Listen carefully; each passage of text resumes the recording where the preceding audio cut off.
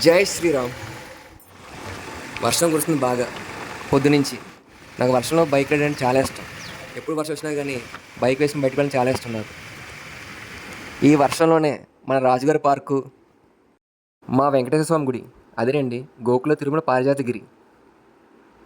ఏ మాటగా మాట కానీ వర్షంలో వెంకటేశ్వర గుడి చాలా బాగుంటుందండి. కొండవైపు వెళ్తుంటే వర్షంలో నిజంగా చాలా బాగుంది చూడడం కూడా.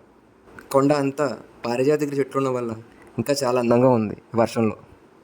నాకు సమయం దొరికినప్పుడల్లా స్వామివారి దర్శనం వస్తూనే ఉంటాను.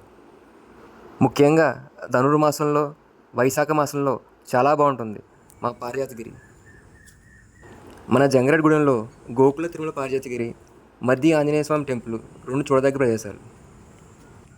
గోవింద హరి గోవింద వెంకటరమణ గోవింద, గోవింద హరి గోవింద సంకటహరణ గోవింద.